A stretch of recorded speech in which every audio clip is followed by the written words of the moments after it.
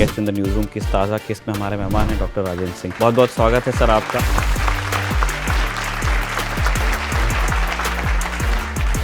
Sir 2 कार्यकाल पूरे हो चुके हैं नरेंद्र मोदी सरकार के। इन 2 कार्यकालों में पर्यावरण पर जिस तरह का काम हुआ है उसे आप कैसे देखते हैं? हम आत्मनिर्भर बनना चाहते हैं, पर आत्मनिर्भर अडानी नहीं बना सकता इस देश को।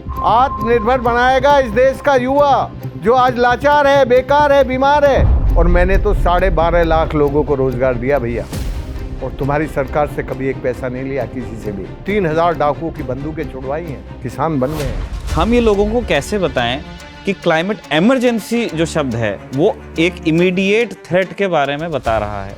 आज का जो विकास है, इस विकास की शुरुआत ही हमारी बुद्धि के विस्थापन से होती है, भारतीय ज्ञान तंत्र के विस्थापन से होती है, और फिर ये बिगाड़ करती है और फाइनली विनाश करती है। जिसे आज हम विकास कहते हैं वो विकास नहीं है, वो विनाश है।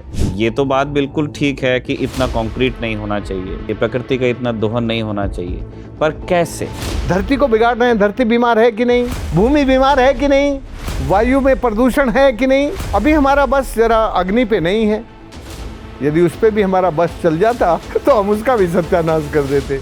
हमारे पास में ऑप्शन क्या है? महात्मा गांधी कहता है कि इस नेचर के अंदर हम सबकी जरूरत को पूरा करने की शक्ति है, लेकिन इस नेचर में एक भी आदमी की ग्रीड पूरी करने की शक्ति नहीं है। क्या कृषि का जो हमारा तरीका है उसे बदलने की आवश्यकता है सर? जब से ये बांध बना के हमने नदियों की हत्या की, एक नदी बता दो हिंदुस्तान में जिसका पानी हम यूं उठा के पी सके और आचमन कर सके।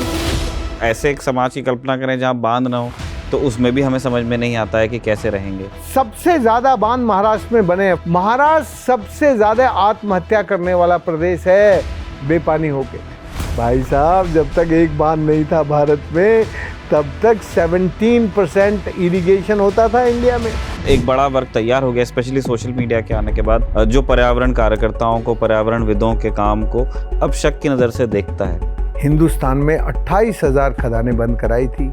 आप पे हमले भी हुए उसके बाद? मेरे पे तो हमले जानलेवा हुए। मुझे तो अभी ना तो उन हमलों से डर लगा, क्योंकि मैं ये मानता था कि मैं अपने लिए तो कर नहीं रहा हूँ, प्रकृति के लिए कर रहा हूँ। एक और मैग्सेसे अवार्डी हैं आपकी तरह, अरविंद केजरीवाल, उनके साथ भी आपका संबंध रहा। अब बात होती रहती है।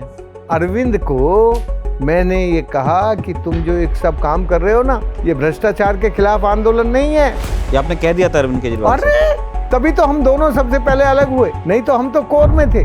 आने वाले 5 सालों में आप कैसे परिवर्तन चाहते हैं जिस तरह काम हो रहा है?